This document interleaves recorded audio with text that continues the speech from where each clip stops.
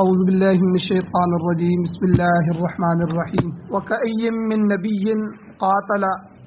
بہت سے نبی ایسے گزرے ہیں جنہوں نے قتال کیا، جہاد کیا، مَعَهُ رِبِّيُّونَ كَثِيرٌ ان کے ساتھ بہت سے اللہ والے بھی تھے، بہت سے ان کے ماننے والے، ان کے صحابی اللہ والے تھے، ان کے ساتھ مل کر انہوں نے بھی جہاد کیا۔ فما وہنوا پس ان لوگوں نے ہمت نہیں ہاری، لما اصابہم فی سبیل اللہ اس پر جو کچھ ان کو پہنچا اللہ کے راستے میں، جو تکلیفیں اللہ کے راستے میں پہنچی ان پر انہوں نے ہمت نہیں ہاری۔ وما ضعفوا اور نہ وہ ضعیف ہوئے، سست ہوئے، وما استکانوا اور نہ وہ دشمن کے سامنے دبے۔ واللہ یحب الصابرین اور یاد رکھنا کہ اللہ تعالیٰ صبر کرنے والوں کو پسند فرماتے ہیں۔ وما کان قولہم اور نہیں تھی ان کی باتیں، ان کے قول، ان کی دعائیں سوائے اس کے کہ الا ان قالوا مگر انہوں نے اپنی زبانوں سے یہ کہا ربنا اغفر لنا ذنوبنا اے ہمارے رب ہمارے گناہوں کو بخش دے، واسرافنا فی امرنا اور ہمارے معاملے میں جو ہم سے زیادتی ہوئی ہے ہماری زیادتیوں کو درگزر فرما، وثبت اقدامنا اور تیسری دعا کہ اے اللہ ہمارے قدموں کو ثابت رکھ، ہمیں ثابت قدم فرما، اور چوتھی دعا وانصرنا علی القوم الکافرین اے اللہ اس کافر قوم پر ہماری مدد و نصرت فرما، ہم کو غالب فرما۔ فآتاہم اللہ تعالیٰ کہتے ہیں پس دیا ان کو اللہ تعالیٰ نے ثواب الدنیا دنیا کا ثواب بھی، وحسن ثواب الآخرہ اور آخرت کا اللہ نے اچھا بدلہ ان کو عطا فرمائے۔ واللہ یحب المحسنین اور اللہ تعالیٰ نیکی کرنے والوں کو پسند فرماتے ہیں۔ سورہ آل عمران کی آیت نمبر 146، 147 اور 148 تین آیتیں آپ کے سامنے تلاوت ہوئی ہیں اور ان کا ترجمہ بھی آپ نے سنا۔ ان آیتوں کا ایک درس پیچھے گزر چکا ہے کل کے درس میں، جس کا خلاصہ یہ ہے کہ اللہ تعالیٰ ان آیتوں میں ایک تو ہمیں یہ بتا رہے ہیں کہ جہاد انبیاء کی سنت، سارے نبیوں نے جہاد کیا ہے، اور جو قوم جہاد کا جذبہ نہیں رکھتی، اپنے دشمن سے لڑنے کا جذبہ نہیں رکھتی تو وہ صفحہ ہستی سے مٹ جاتی ہے، اللہ ان کو غلامی در غلامی میں ڈال دیتے ہیں۔ اور دوسری بات پچھلے درس کے خلاصے میں گزری کہ اللہ تعالیٰ نے تین چیزیں فرمائیں کہ مومن ایسا نہیں ہو سکتا، مومن ہمیشہ ثابت قدم رہتا ہے۔ سب سے پہلے اللہ نے فرمایا کہ نبیوں کے ساتھ مل کر جن لوگوں نے جہاد کیا فما وہنوا لما اصابہم فی سبیل اللہ اللہ کے راستے میں جو بھی انہیں تکلیف پہنچی اس پر انہوں نے کمزوری نہیں دکھائی، سستی نہیں دکھائی۔ بڑی بڑی آزمائشیں آئیں، مال ضائع ہوا، ہجرتیں کرنی پڑیں، گھر بار چھوڑنا پڑا، آدمی شہید ہوئے، زخمی ہوئے، معذورین میں شامل ہو گئے، مگر ان کے پاؤں میں لغزش نہیں آئی۔ اور دوسری چیز اللہ نے فرمایا فما وہنوا کے بعد وما ضعفوا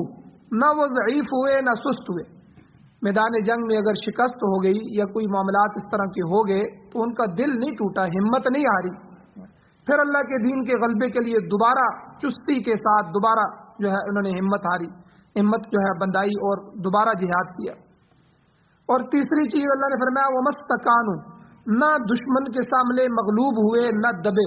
یعنی زبان سے بھی کوئی ایسے جملے نہیں کہے کہ جس سے سمجھ آ رہی ہو کہ یہ دب چکے ہیں۔ آگے اللہ فرماتے ہیں واللہ یحب الصابرین اللہ تعالیٰ صبر کرنے والوں کو پسند فرماتے ہیں۔ اور یہ دو ہتھیار مجاہدین کے لیے خاص کر کے ایمان والوں کے لیے بھی ضروری ہیں اور مجاہدین کے لیے بھی ضروری ہیں۔ اللہ تعالیٰ نے یہاں دونوں ہتھیار بیان فرمائے،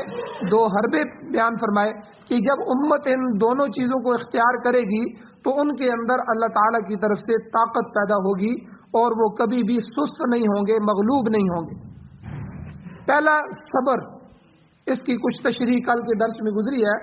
کہ صبر جو ہے یہ ملت ابراہیمی کے اصولوں میں سے اہم ترین اصول ہے، اور صبر کی تین قسمیں بھی کل بیان ہوئی تھیں۔ اور اسی طرح اللہ تعالیٰ دوسرے سپارے میں فرماتے ہیں اے ایمان والو استعینوا بالصبر والصلاۃ،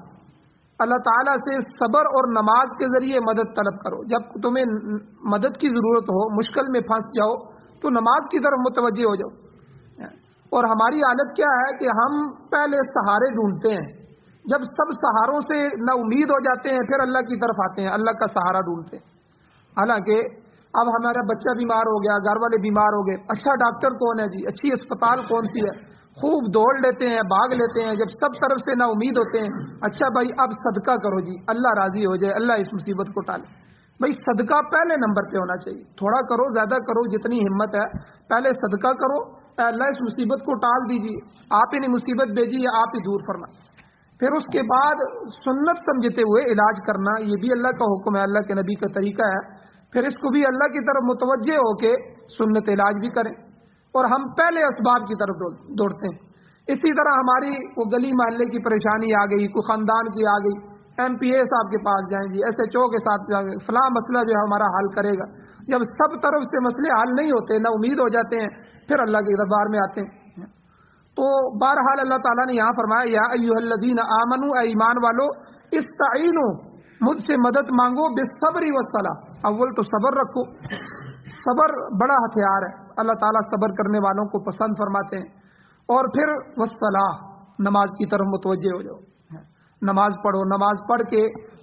صلاۃ الحاجت پڑھیں، اللہ سے اپنی حاجت کے لیے مانگے۔ تو یہ اللہ تعالیٰ نے ہمیں طریقہ سکھلایا۔ تو بہرحال اللہ تعالیٰ نے جو صبر رکھا ہے مصائب کے اندر، یہ بڑا اہم اصول ہے شریعت کا۔ مسلم شریف کی روایت میں آتا ہے کہ حضور علیہ الصلوۃ والسلام نے صحابہ کو فرمایا لا تتمنوا لقاء العدو، اے ایمان والو، اے میرے صحابہ، دشمن سے ٹکر لینے کی تمنا نہ کرو، یعنی لڑائی خود اللہ سے نہ مانگو کہ اللہ کافروں سے ہماری لڑائی ہو جائے، خود لڑائی نہ مانگو، یہ اچھی چیز نہیں ہے۔ البتہ اذا لقیتم، جب تمہاری جنگ ہو جائے تو فصبروا، تم صبر کرو، جب مڑ بھیڑ ہو جائے پھر صبر کا دامن نہ چھوڑو۔ اور اللہ کے نبی نے آگے فرمایا وَاعْلَمُوا، اور یہ بات تم اچھی طرح جان لو، أَنَّ الْجَنَّةَ تَحْتَ ظِلَالِ السِّيُوفِ، کہ جنت تلواروں کے سائے میں، یہ حضور کا بڑا عجیب فرمان ہے کہ جنت تلواروں کے سائے میں، کمزوری دکھانے کی بجائے صبر کا دامن رکھو، کیونکہ جنت کا راستہ تلواروں کے سائے میں سے گزر کر جاتا ہے۔ محدثین اکرام فرماتے ہیں کہ بیماری کا بھی یہی حکم ہے کہ جب کسی مومن بیمار ہو جائے تو بیماری میں بھی اس کے لیے یہ لائق اور مناسب نہیں ہے کہ وہ بیماری کی خواہش کرے، پہلے تو بیماری اللہ سے نہ مانگے۔ ہاں اگر کوئی بیماری آ جائے تو پھر واویلا کرنے کی بجائے، جو ہے ماتم کرنے کی بجائے، اپنا سر پھوڑنے کی اور ہائے ہائے کرنے کی بجائے صبر کرے، صبر کرے، صبر پر بڑا اجر ہے۔ اللہ تعالیٰ بیماری کی وجہ سے آدمی کے گناہ معاف کر دیتے ہیں، تو یہ معافی کا ذریعہ بھی ہے۔ تو بہرحال یہ پہلا ہتھیار تھا، اس کی تشریح کچھ کل گزری ہے، کچھ آج میں نے اشارتاً بیان فرما دی ہے، صبر۔ اور دوسرا حربہ مجاہدین کا وہ دعا ہے، یاد رکھیں دعا یہ بڑی اہم چیز ہے۔ جب وہ مجاہدین میدان جہاد میں اترتے ہیں تو اللہ کہتے ہیں وما کان قولہم الا ان قالوا، ان کی زبان پر اس کے سوا اور کوئی بات نہیں ہوتی، وہ یوں کہتے ہیں ربنا اغفر لنا ذنوبنا، اے ہمارے پروردگار ہمارے گناہ معاف فرما دے۔ تو دوسرے سپارے میں بھی گزر چکا ہے کہ حضرت طالوت رحمۃ اللہ علیہ کے جو ساتھی تھے تو انہوں نے بھی جو دعا کی تھی کہ اے اللہ ہمارے گناہوں کو بخش دے۔ یہاں پر بھی یہی الفاظ اللہ نے ان مجاہدین کے ذکر کیے ہیں جو نبیوں کے ساتھ مل کر جہاد کرتے ہیں۔ تو اللہ والوں کا ہمیشہ سے یہ شیوا رہا ہے کہ جب میدان جنگ میں دشمن سے مقابلہ ہوتا ہے تو وہ اپنے پروردگار سے دعائیں کرتے ہیں۔ یاد رکھیں ہمیں دعا مانگنا آتا ہی نہیں ہے، صدقہ پھر ہم کر دیتے ہیں، نماز آ کے نفل پڑھ لیتے ہیں صلاۃ الحاجت مصیبت میں، لیکن اللہ سے مانگتے نہیں ہیں۔ بھائی مانگنا بھی تو آنا چاہیے۔ میں نے کئی دفعہ یہ واقعہ بیان فرمایا، یہ جو ہمارے کرکٹر ہیں انضمام الحق صاحب اور افریدی وغیرہ، یہ جب جماعت کے ساتھ لگے، نماز روزہ داڑیاں انہوں نے چھوڑ دیں، تو سب سے پہلے جب انضمام الحق جو تھے وہ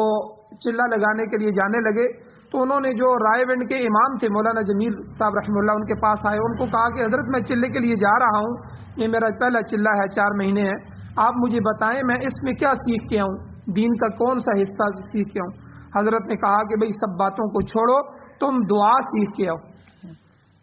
انہوں نے کہا جی دعا بھی کوئی چیز ہے، بس مانگنا ہے اللہ سے؟ تو انہوں نے کہا کہ نہیں، دعا اصل ہے۔ حضور نے الدعاء مخ العبادہ، حدیث میں فرمایا دعا عبادتوں کا مغز ہے، ہر عبادت کے بعد اللہ سے مانگنا ہوتا ہے۔ جب اللہ راضی ہو گئے تو اب اللہ سے مانگو، یہ مانگنا ہی دعا ہے۔ آپ نے 2 نفل پڑھے، اللہ راضی ہو گیا، اب اللہ سے مانگو، کیا مانگنا چاہتے ہو؟ آپ نے تلاوت کی، اللہ راضی ہو گیا اللہ کی تلاوت کرنے سے، قرآن کی تلاوت کرنے سے، اب مانگو، اللہ سے مانگنا بھی آنا چاہیے۔ آپ نے روزہ رکھا شام کو، آپ اللہ سے مانگو۔ کوئی بھی عمل، حج کیا، عمرہ کیا، کوئی بھی عمل کرتے ہیں، اب اعمال اور عبادات کا جو مغز ہے وہ آخر میں مانگنا ہے۔ اب ہم ووٹیں دیتے ہیں کسی MNA کو، کسی MP کو، کسی کونسلر کو، ٹھیک ہے، اس کے ساتھ کھڑے ہوتے ہیں، اس کے ساتھ چلتے ہیں، سب کچھ ہو جاتا ہے، اب آخر میں اس سے مانگنا ہے نا اپنے مطالبات ہے۔ بھئی ہم نے آپ کو ووٹیں دی ہیں، آپ کو سپورٹ کیا ہے، ہمارے گلی میں لے کے کام کرو، ہمارا یہ کام کرو۔ تو یہ جو مانگنا ہوتا ہے یہ اللہ سے، یہ اصل ہوتا ہے۔ تو دعا جو ہے، تو مولانا جمیل صاحب رحمہ اللہ نے کہا، انضمام الحق کو سمجھایا، بھئی دعا پڑھنے کی چیز نہیں ہے، دعا مانگنے کی چیز ہے۔ ہم دعا پڑھتے ہیں، ربنا ظلمنا انفسنا وان لم تغفر، ادھر ادھر خیال ہوتا ہے، بھئی یہ پڑھنے کی چیز نہیں ہے، دعا مانگنے کی چیز ہے۔ تو مانگنا، ہم فقیر کس طرح مانگتا ہے؟ چھوٹا بچہ اپنے والدین سے کوئی چیز لینا چاہے تو کس طرح مانگتا ہے؟ ضد کر دیتا ہے، روتا دھوتا ہے، پکڑ لیتا ہے پاؤں کو۔ اس طرح اللہ جل شانہ کے سامنے رونا، انبیاء روئے ہیں، اولیاء روئے ہیں اللہ کے سامنے، اور اتنے روئے ہیں، حضور اتنا روتے تھے کہ صحابہ فرماتے تھے کہ آنکھوں میں ورم پیدا ہو جاتا تھا۔ آنکھیں جب بہت زیادہ روتی ہیں نا تو آنکھیں یہ ارد گرد سے سوج جاتی ہیں، تو یہ حصہ ورم آ جاتا ہے یہاں، یعنی سوجن پیدا ہو جاتی ہے۔ حضور علیہ الصلوۃ والسلام دعاؤں میں اتنا روتے تھے آپ کا چہرہ سوج جاتا تھا، ورم پیدا ہو جاتا تھا آنکھوں کے ارد گرد، اور حضور اللہ سے اتنا مانگتے تھے، صحابہ آ کے کہتے تھے حضور آپ تو بخشائے ہیں، آپ اتنا کیوں روتے ہیں؟ تو حضور ان کو کہتے تھے میں اللہ کا شکر گزار بندہ نہ بنوں، میں اللہ کا شکریہ نہ ادا کروں جب اللہ نے مجھے اتنا دیا؟ تو اس لیے تو انضمام الحق کو انہوں نے کہا کہ بھئی جب آپ واپس آئیں تو کم از کم آدھے گھنٹے کی دعا آپ کو آنی چاہیے آپ اللہ سے۔ اور واقعی اسی طرح ہوا، تہجد میں اٹھ کے اللہ سے رو، ٹھیک ہے، اشراق کے بعد اللہ سے رو، تنہائی میں جا کے اللہ سے رو، ٹھیک ہے، اللہ سے مانگو۔ تو یہ جو دعا ہے یہ مجاہدین کا بھی سب سے بڑا ہتھیار ہے۔ تو اللہ تعالیٰ ان آیات میں یہی فرما رہے ہیں کہ میرے بندے جب جہاد میں نکلتے ہیں تو وما کان قولہم الا ان قالوا، ان کی زبانوں پر اس کے سوا اور کوئی بات نہیں ہوتی کہ وہ اللہ سے دعا مانگ رہے ہوتے ہیں۔ ربنا اغفر لنا ذنوبنا، 4 دعائیں اللہ تعالیٰ نے یہاں ایمان والوں کی ذکر فرمائی ہے، اور حضور علیہ الصلوۃ والسلام نے جو ہے خود 19 کے قریب غزوات میں حضور خود بنفس نفیس شریک ہوئے ہیں، 19 غزووں میں جہاد میں خود شریک ہوئے ہیں، جن میں سے 8 غزوات میں 8 جہاد کے لشکروں میں خود بالفعل لڑائی بھی حضور نے کی ہے۔ تو حضور علیہ السلام نے مسلمانوں کو یہی دعا سکھلائی، اللہم منزل الکتاب مجری السحاب حازم الاحزاب اعزمہم وانصرنا علیہم، اے مالک الملک جو کتاب کو نازل فرمانے والا ہے اور بادلوں کو اوپر اٹھاتا ہے، اے اللہ دشمنوں کے قدم اکھاڑ دے اور ہماری مدد فرما۔ ایک تو یہ دعا حضور نے سکھلائی، اور دوسرا فتح مکہ، جب مکہ فتح ہوا اس دن آپ علیہ الصلوۃ والسلام صفا کی پہاڑی پر، صفا مروہ کی جو پہاڑیاں تھیں ان میں سے کوئی صفا جو ہے، صفا کی پہاڑی پر حضور کھڑے ہوئے اور حضور نے یہ ارشاد فرمایا، الحمدللہ الذی انجز وعدہ ونصر عبدہ وہزم الاحزاب وحدہ۔ تو اللہ کے نبی نے فرمایا اس خداوند قدوس کا لاکھ لاکھ شکر ہے جس نے اپنا وعدہ پورا کیا، اپنے بندے کو یعنی محمد صلی اللہ علیہ وسلم کو کی مدد فرمائی اور دشمنوں کو اللہ نے شکست دی۔ وہی اللہ وحدہ لا شریک ہے، اس کے سوا کوئی مددگار نہیں۔ تو یہ حضور نے فتح مکہ کے دن دعائیں مانگی۔ پھر آپ علیہ الصلوۃ والسلام نے خود مجاہدین کو، صحابہ کو یہ دعائیں سکھلائی جہاد کے میں کہ میدان جنگ میں، جہاد کے میدان میں جا کر یوں دعا کیا کرو، اللہم آمن روعاتنا، اے اللہ خوف کی حالت میں ہمیں امن نصیب فرما،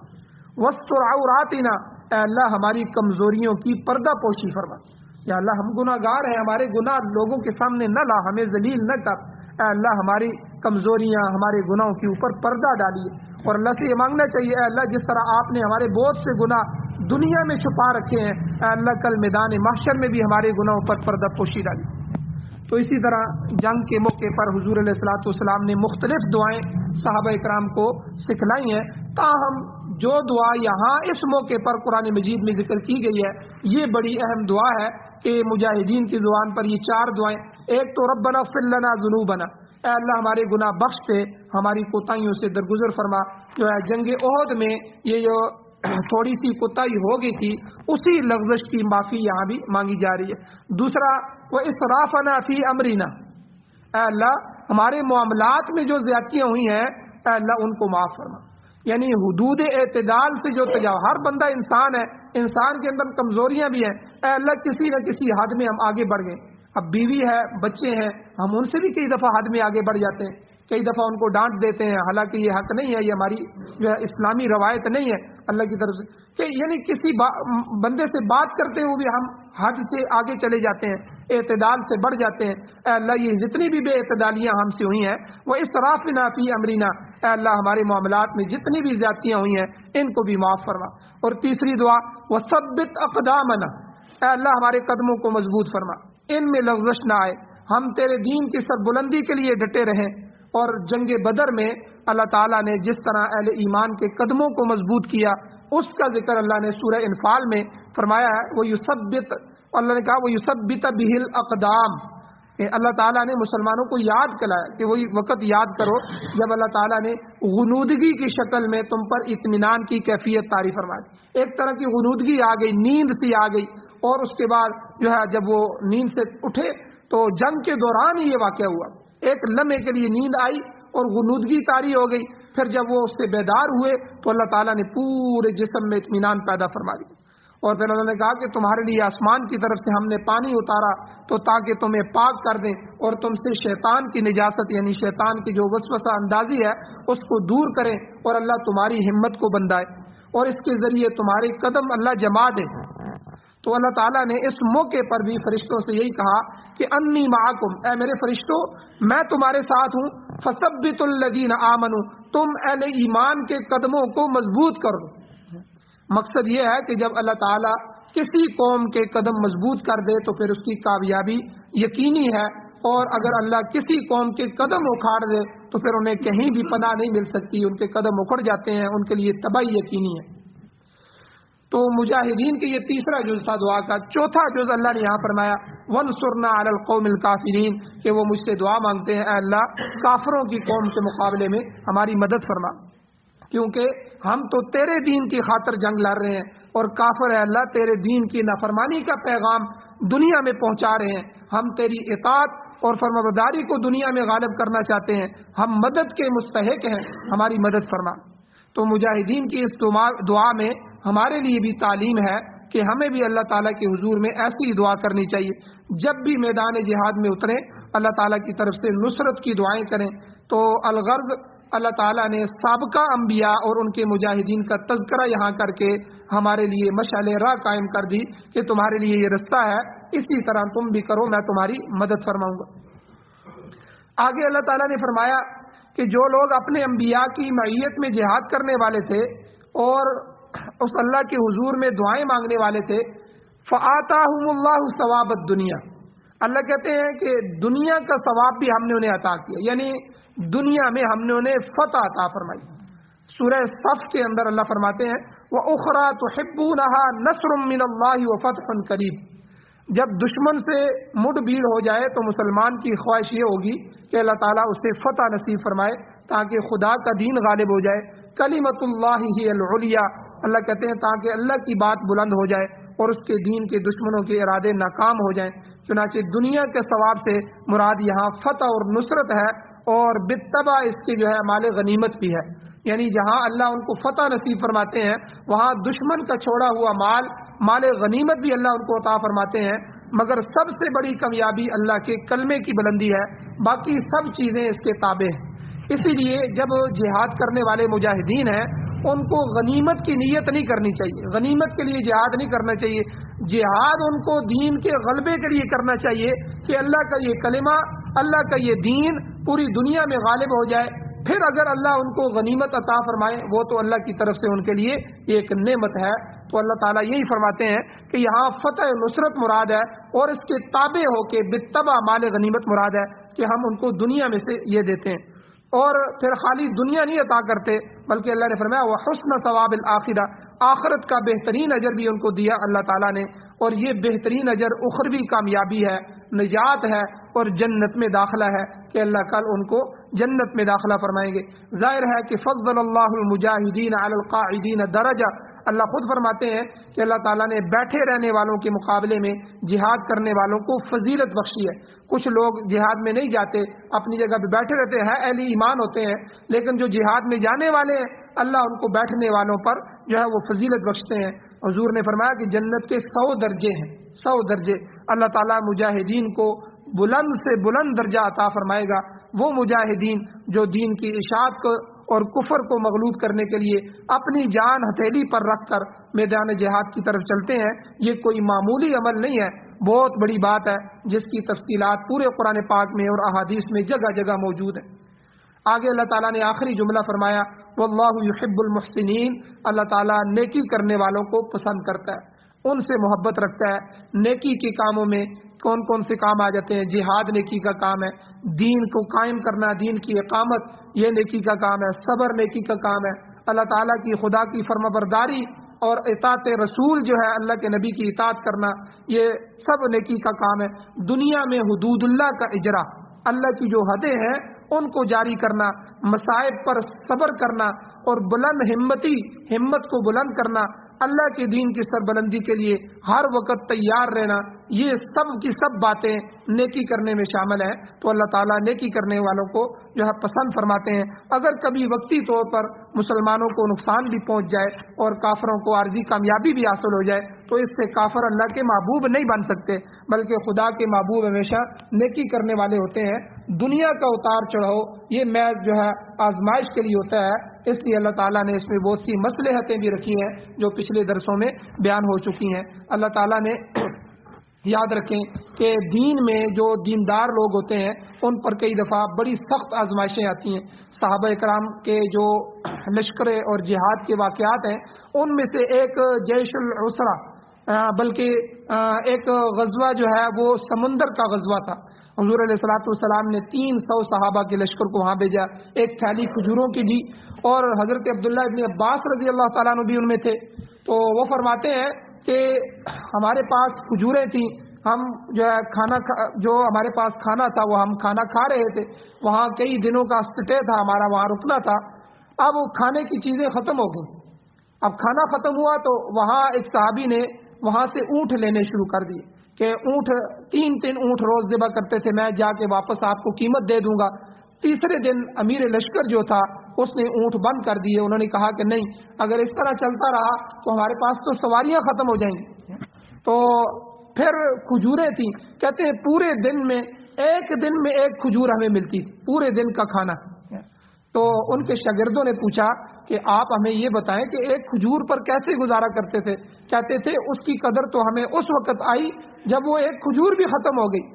پھر ہم خالی گٹھلیاں جو تھیں ان کو چوستے تھے، پھر اللہ تعالیٰ نے ان پر انعام کیا۔ یعنی اتنی آزمائشوں کے بعد، اتنی تکلیفوں کے بعد، کہتے ہیں پھر ہم پتے جو خشک پتے تھے ان کو لے کر پانی میں بھگو کے کھا لیتے تھے۔ یہ وقت بھی صحابہ پر آیا کہ اور اتنی تکلیف کے بعد پھر اللہ تعالیٰ نے ایک مچھلی پھینک دی سمندر سے کہ وہ اس مچھلی کو 15 دن وہاں رہے، وہ 15 دن کھاتے رہے، اور پھر جب واپس آئے تو حضور علیہ الصلوۃ والسلام نے فرمایا یہ اللہ تعالیٰ کا انعام تھا، اکرام تھا جو اللہ نے فرمایا تھا، اس میں سے ہمیں بھی دے۔ تو پھر ان میں سے حضور کو بھی پیش کیا گیا۔ تو اس لیے یعنی دین میں پہلے مصائب بھی آتے ہیں، پھر بندہ جب صبر کرتا ہے اللہ تعالیٰ فتوحات کے دروازے بھی کھولتا ہے۔ اللہ جل شانہ سے دعا ہے اللہ ہمیں عمل کی توفیق عطا فرمائے، آمین۔ الحمدللہ رب العالمین والعاقبۃ للمتقین والصلاۃ والسلام علی رسولہ النبی الامی الکریم۔ یا اللہ ہماری کمیوں کو تائیوں کو معاف فرمائیے، درگزر فرمائیے، صغیرہ کبیرہ گناہوں کو معاف فرمائیے۔ یا اللہ قرآن مجید سننے، سمجھنے، عمل کرنے کی توفیق عطا فرمائیے۔ یا اللہ پاکستان سمیت پوری دنیا میں قرآن و سنت کا غلبہ نصیب فرمائیے، قرآن و سنت کا نظام نصیب فرمائیے۔ یا اللہ جو حضرات بیمار ہیں ان کو شفا عطا فرمائیے۔ یا اللہ جو ایمان کی حالت سے اس دنیا سے جا چکے ہیں یا اللہ ان سب کی بخشش فرمائیے، بلند درجات عطا فرمائیے۔ یا اللہ ہماری دعاؤں کو محض اپنے فضل و کرم سے قبول فرمائیے۔ صلی اللہ تعالی علی خیر خلقہ محمد وآلہ وصحبہ اجمعین برحمتک یا ارحم الراحمین۔